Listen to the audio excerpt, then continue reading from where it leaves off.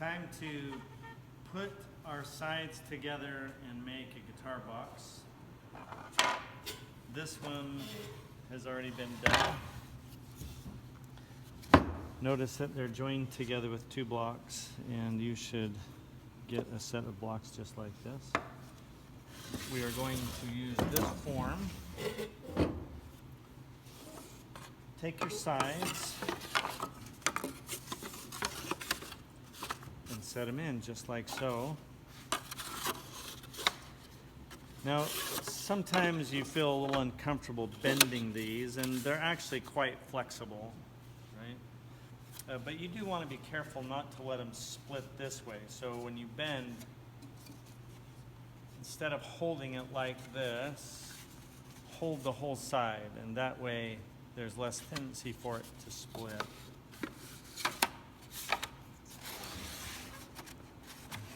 Now there's a comfortable place here on the waists, and that's where I want it to go if possible. I'm going to use some blocks that I've cut from the garbage can to hold these in place. When we did the heat bend on the sides, it got it to the approximate size, but this is going to get it the rest of the way. We're going to use clamps to hold out the sides. Make sure they're pressed down.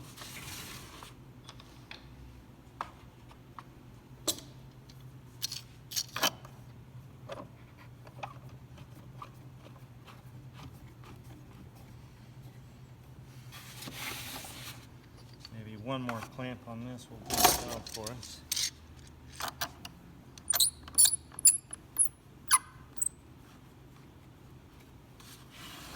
Good. Now the other side. First put a clamp right there in the waist.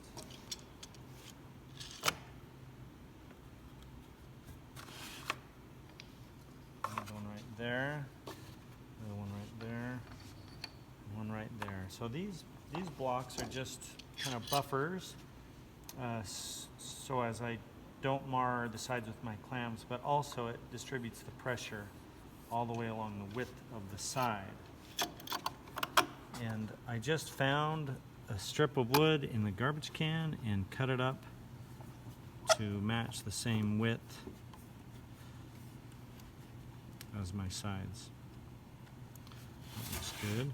Now, do note that it's not like perfect, right? It's close, and you can work at making it closer, but it's not that critical.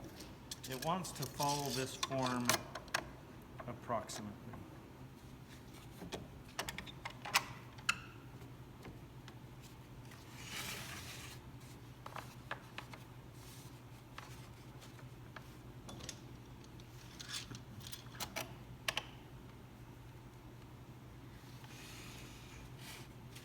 Okay, so now we're going to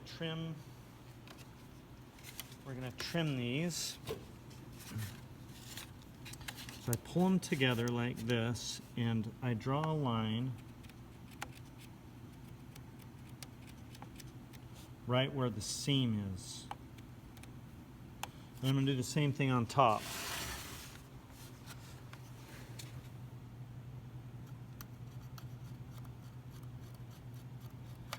As I cut these, I want to try to maintain that center. This is how the guitar is lined up. We put the soundboard on it, and the back, we're going to line it up with these seams, and if we can keep everything in center, it makes life a little bit easier. So we're going to take these sides out, we're going to take them to the miter saw and cut them, and then we'll put them back and try to fit them the exact same way. Then we'll take our blocks, one on the bottom and one on the top, and glue them in. I want to show you something about these blocks, why they're so special, after I have removed my sides.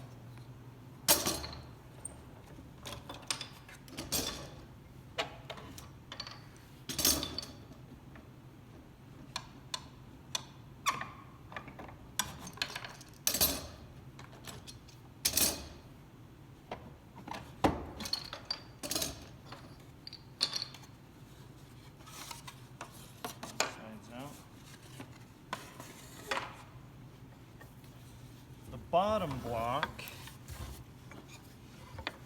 has a curve on the bottom, and it's meant to match the radius of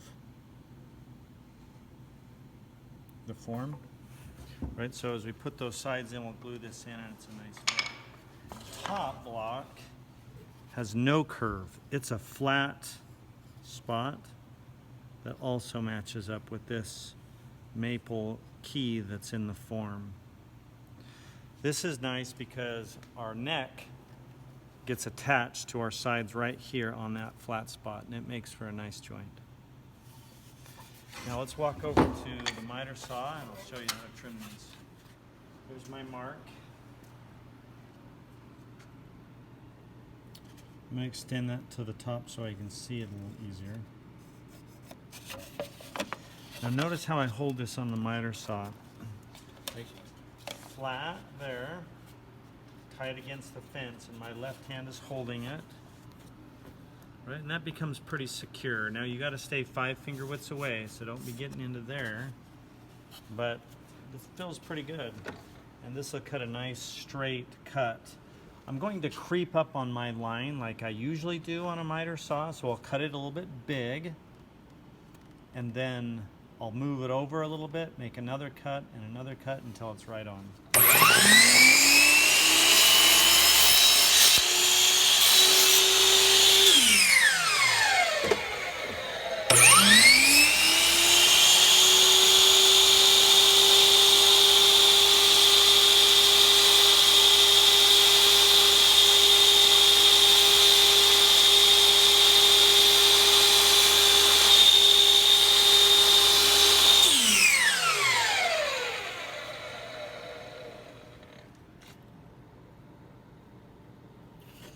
Okay, flip it over, do the same thing on the other side.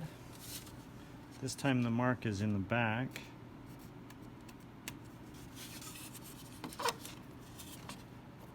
Same procedure, I'll cut a little bit large and then move it over. Let's see.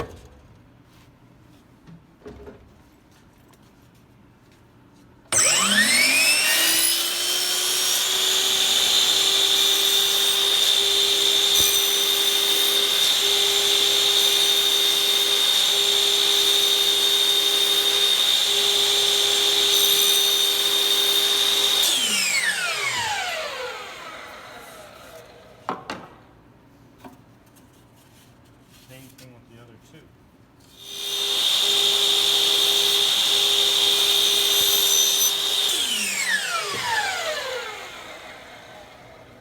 Now usually you'll get a couple of large cutoffs, and I like to keep those just in case I have a break or something. I have some of the same material that I can repair with. So I'm going to keep these.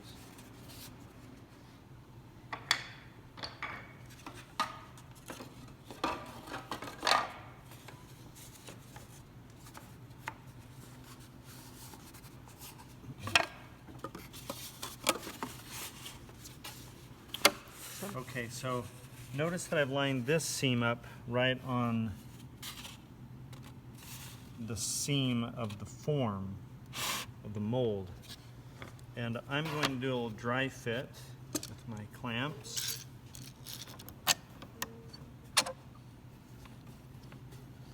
So that it stays put. Of the two, this is the more important seam that I want to get nice. Eventually there's going to be a end flash inlay right here that covers up this seam.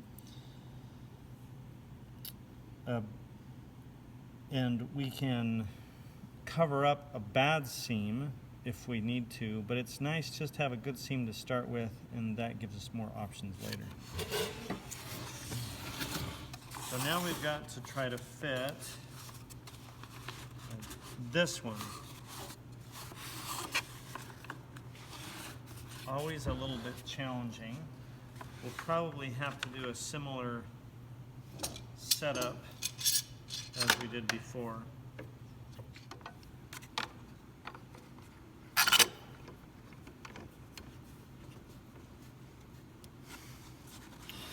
Okay, so now that I've got that clamped in, you can see that it almost lines up just right with my seam.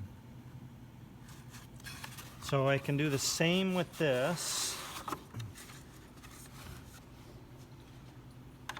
Clamp it all around and then get it to fit, but there's a little bit easier way to handle it that I want to show you.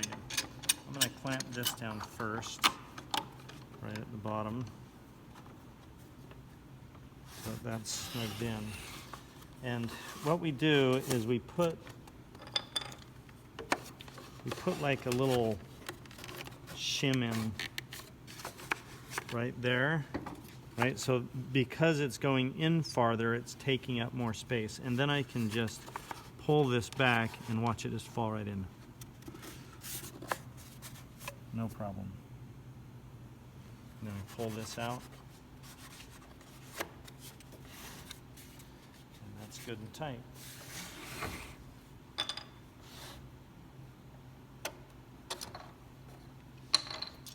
Now let's do a little dry fit with that.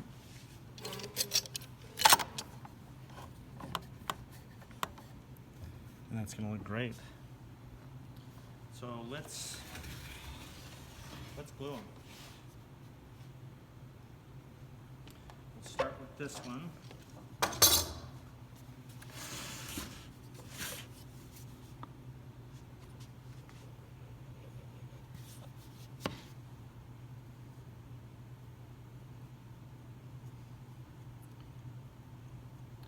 Make sure your bottom block is on the bottom and your top block is on the top.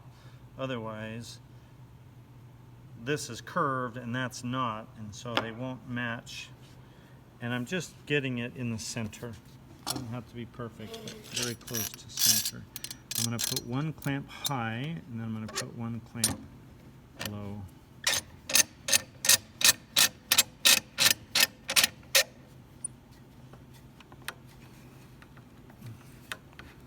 Notice that squeeze out. That's really good. That's what we want. Nice and snug so that they're tight. We want a nice tight joint. Now I'm hanging it off the table so that I can get a clamp underneath it. One clamp is not sufficient to do this job. You need one high, one low. Same thing, really cinching this down. Good and snug and tight. Okay, now let's do the same thing with the top block.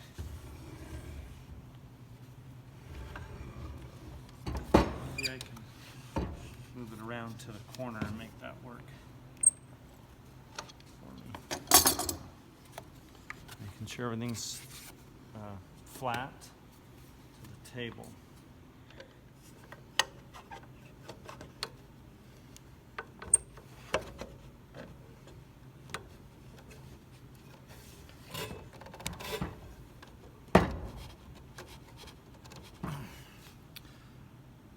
The way we like it. Okay, this is unnecessary now. So I'm going to take all of these clamps off. I need to let this glue dry at least 15 minutes for it to set up. If it's good, if it's a really good tight joint, that's all we'll take. There are times, however, when the joint isn't perfect.